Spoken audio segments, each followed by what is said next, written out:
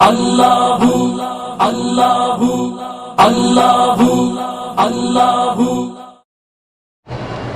کہتے ہیں جی ایک مولوی صاحب نے مجھے کہا کہ جب جنگ بدر ہو رہی تھی تو کافروں نے نعرہ لگایا تھا اللہ اکبر کا، مسلمان نے یا رسول اللہ کا۔ یہ مولوی صاحب نے میرے خیال میں اتنا بڑا جھوٹ بولا ہے کہ 10 آدمی مل کر بھی نہیں اٹھا سکتے۔ کافر اگر اللہ اکبر کا نعرہ لگاتے پھر لڑائی کی کیا مطلب تھا؟ جب اللہ کی بڑائی کا اقرار کر لیا پھر لڑائی کیا مانا؟ اگر ایک آدمی کو ہم نے قرضہ دیا وہ واپس نہ کر سکے تو ہم زکوٰۃ میں شمار کر سکتے ہیں؟ جو پیسہ ڈوب جائے وہ اللہ کا، جو مل جائے وہ تمہارا، نہیں کر سکتے۔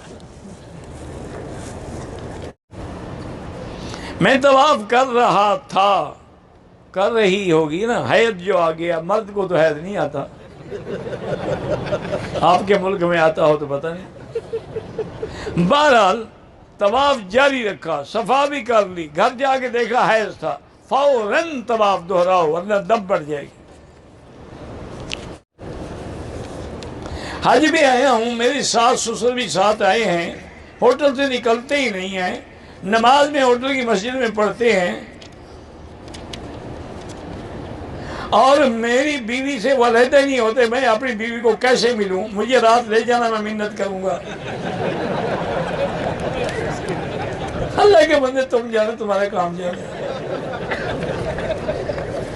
آپ کہتے ہو ساس سسر علیحدہ ہی نہیں ہوتے، ساس سسر کو شاپنگ واپنگ کراؤ، علیحدہ ہو جائیں گے۔ اگر داڑھی ایک مجھ سے کم ہو تو اس کو امام نہ بنائیں، کوئی نہ ملے تو پھر وہی ٹھیک ہے نا، اندھو میں کانا راجا۔ پیچھے بھی تو داڑھی منڈے کھڑے ہیں نا، پیچھے کون سا بایزید بستامی کھڑا ہے؟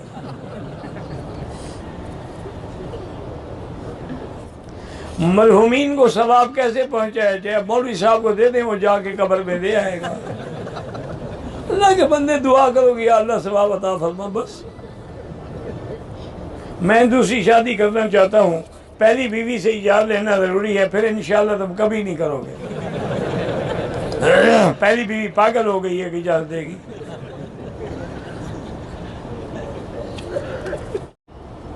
میلاد مصطفیٰ آسمان، فرشتے آسمانوں میں مناتے ہیں، تو جب تم آسمانوں میں جاؤ منا لینا۔ اب زمین پہ تو ہمیں معاف کرو بدعت سے۔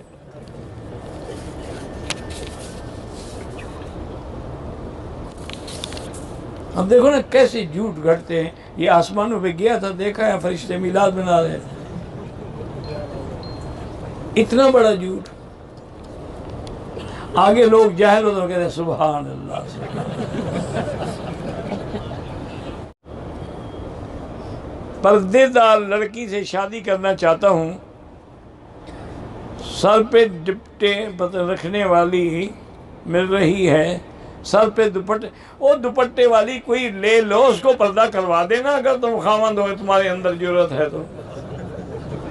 جو تم نے خود بیوی کے پنجوں کے نیچے رہنا ہے تو شادی ہی نہ کرو۔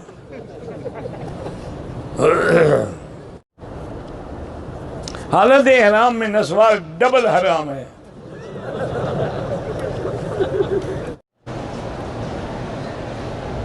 کہتے ہیں کہ میں شادی شدہ ہوں، ایک لڑکی مجھ سے شادی کرنا چاہتی ہے، میں نے انکار کیا، وہ کہتی 4 سپارے قرآن پڑھ کے تمہارے لیے بد دعا کروں گی۔ چل کرتی رہے، اچھا ہے کرنے دو۔ کون سی شریعت میں لکھا ہوا ہے کہ تم اس کے ساتھ ضرور شادی کرو گے، اس کی بد دعا لگ جائے گی؟ یا تو تم کوئی شریعت کے خلاف اس سے دھوکہ کر رہے ہو تو پھر بد دعا لگے گی نا۔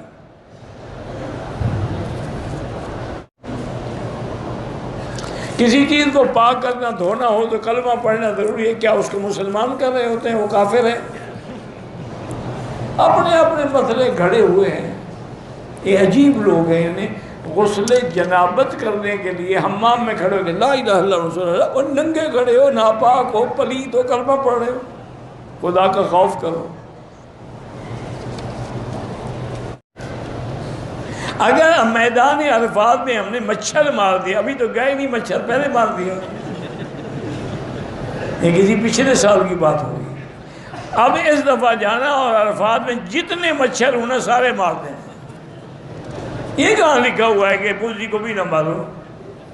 اگر حاجی کے آگے سانپ آ جائے تو کیا کہ السلام علیکم حضرت میں حاجی ہوں، آئے آپ 10 لے لیجیے؟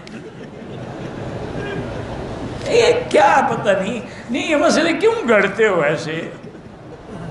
موزی ہے مار ڈالو، مچھر ہے، مکھی ہے، کوئی بلا ہے؟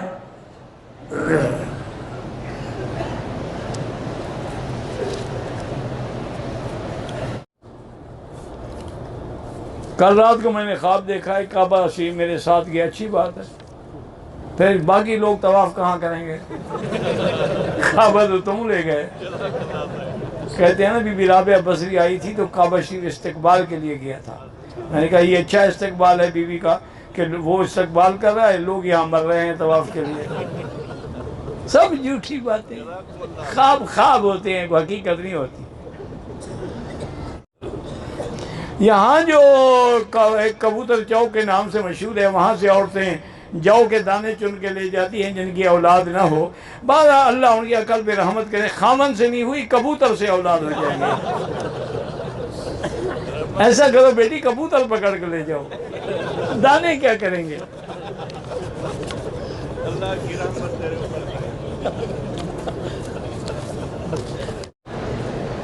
لوگ بڑے سمجھدار ہیں نہیں پاکستانی ماشاءاللہ۔ وہ ایک دفعہ میں نے پڑھا تھا کارٹون، بڑی پرانی بات ہے، کہ جب چاند پہ سب سے پہلے انہوں نے بھیجا تھا نا جی، اپنا آدمی تو نہیں بھیجا تھا، اس میں کتا بھیجا تھا سب سے پہلے، 12 پھر آدمی بھیجنا شروع کیا۔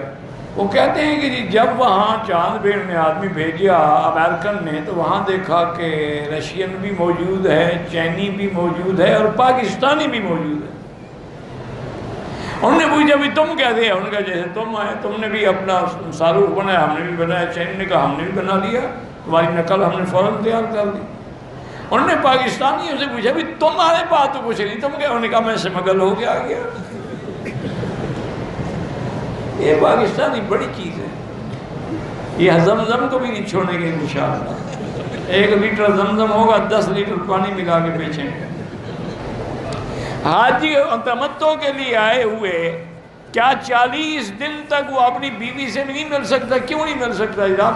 صفا مروا دوڑ کے حل کرا کے اور فوراً جا کے پہلا کام یہی کرے، کوئی 40 دن کی انتظار کی ضرورت ہے۔ حاجی بھی مجبور ہے، زمزم برداشت کرنا آسان تھوڑا ہے۔ بیوی خاوند کے اوپر لیٹ سکتی، اوپر ہی تو لیٹتی ہے، آپ کے سر پہ چلی ہوئی نہیں ہے بیوی، باقی تم جانو، تمہارا کام جانے۔ کہتے کہ میں نے کسی سے سنا ہے کہ بیوی کے پاؤں تلے جنت، بس بیوی کے پاؤں پکڑے رکھو۔ ماں کے پاؤں تو سنے تھے، بیوی کے تم نے ڈھونڈے ہیں۔